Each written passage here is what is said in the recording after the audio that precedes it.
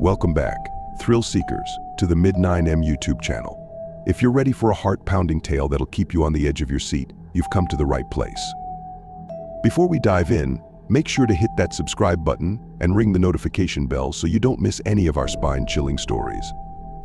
Today we're about to embark on a terrifying journey through a cornfield where a young boy's innocent adventure turns into a nightmare.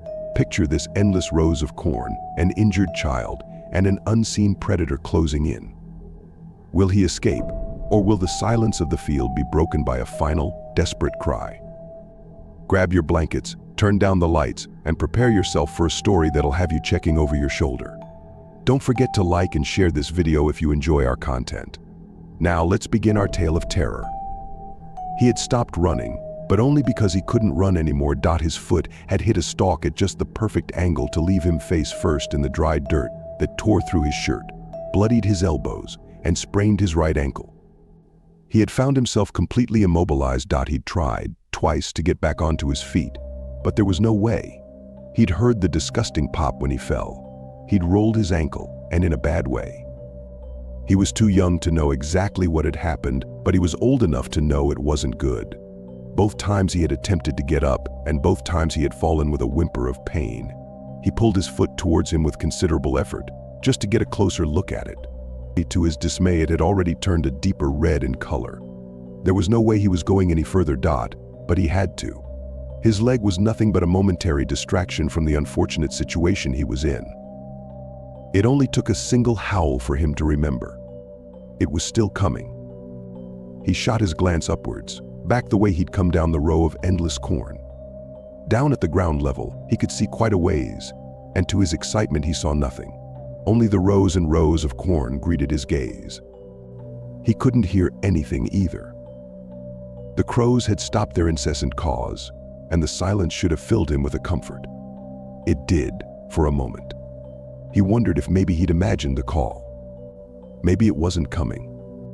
But then the silence really set in. It was painfully heavy, collapsing in around him and squeezing his lungs. His breath hurried, trying to compensate. He realized that the silence meant that thing could be anywhere. Maybe he couldn't hear it coming because it was already upon him, watching from somewhere close by. That weight was lifted by the second call. It sounded closer. That thing was definitely getting closer, and he couldn't move. He felt warm tears as he tried to think. Walking was out of the question, but he knew that if he stayed there it would have him. Whatever it wasn't going to just give up or lose him. It knew he was in the field. It was coming. So the boy decided he had to do the only thing left to do. He started to crawl. He dragged himself across the rough, stalk-laden dirt up the corn rows towards the afternoon sun. Every time he dug his raw, scratched elbows into the dirt, it made him wince and gasp, but he tried to push past it. He was tough, just like his daddy told him. He was tough. So he moved forward, ever so slowly, but constantly. His spirit wasn't gone yet, and he was determined. He wasn't exactly hopeful, though. There was no way. He was sure of it. There was no way that he could carry himself out of this field before it had found him, before it could take him. It was this slow, drowning realization that seemed to add 50 pounds to his small body and pull the fight out of him. There was no way.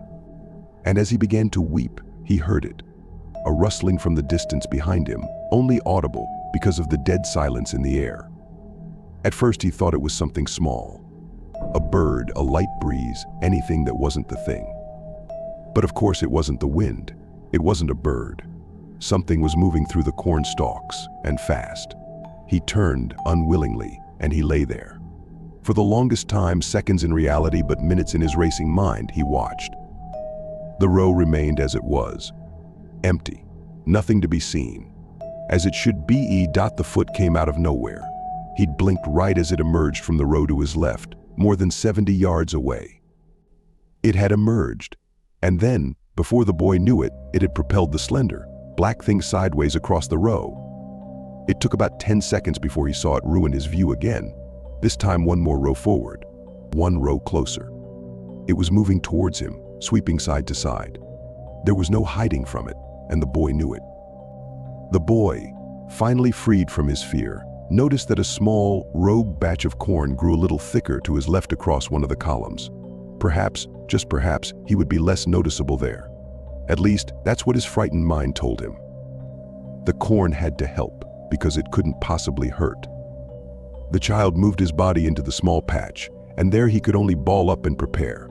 He heard the whooshing and cracking as the thing raced through the fields, its hunt ongoing, and soon it come to its grisly conclusion. He used all of his will to keep from making a single sound, even as he wept. It would overlook him, he hoped. It would just pass him by.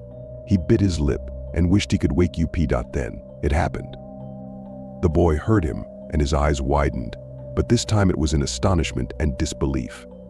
A quick smile crossed his cheeks as the warm sound came to his ears. Hope ignited inside him like a bonfire, and he turned. He heard his father and his father's friends calling his name. They must have heard his earlier yelling from before his fall, and they were now coming to him. In that single moment, never had he felt more relieved. His father calling to him was the greatest sound he'd ever heard. Hope returned to the boy. Again, his happiness was overtaken by that thing. It had halted, if only for a moment, at the voices of the approaching farmers, and he saw it do so. Its form, obscured by the corn, halted and turned its nightmarish visage towards the boy's father. For a moment, the boy had another fear. What if the thing went after his father? Did he have his gun? Could he defend himself? Would it hurt his dad? He swore the thing would dart straight through the fields, turning all of its focus to his father. But instead, it had begun running again across the rows, faster than it had been before. It was speeding up. It had turned its full attention to finding and collecting the child, to hunting him. Then came the dilemma. The boy wanted to cry out to his father. He wanted to shout, he wanted to cry, and he wanted to scream. But he realized that the only thing that kept whatever that creature was from taking him out right that second was the sole fact that it had no idea where he was. It only knew that he had started running away, and possibly that he had fallen. It probably knew that he had fallen. That's why it was searching the ground. He figured as such. His father and his father's friends sounded close, closer than that thing, but he couldn't see them. Even if he called to them now, he knew that the chances of the beast reaching him first were high. Too high for his comfort. He faced forward, and now the creature was only about 50 yards away, and he could make out its figure more clearly in the fields. The speed was remarkable, and it was the singular most horrifying thing about his pursuer, its ungodly speed. Turning around, he saw movement in the corn. His father was getting close, almost as close as the thing was on the other end. He was sandwiched between the two, and he had an important choice to make. So he closed his eyes. In the darkness, all was the same. There was a rustling and a cracking from in front, and the snapping and calling from his rear. That thing and his father. Both were closing in, faster and faster. There was only one thing he could do to possibly help. Either his father would pick him up and fight the thing off, or the thing would steal him away, never to be seen again. The choice was made when he turned back around and opened his eyes just enough to see his father, moving sideways through the field. He had started moving away from his son.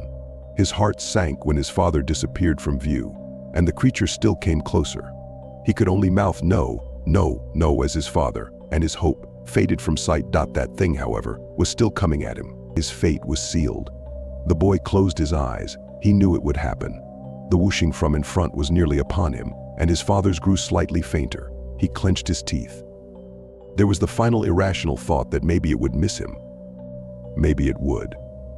But then, it was too much to risk. There was only one thing he could do. A final act of pure desperation. The child called out, and they heard. They all heard.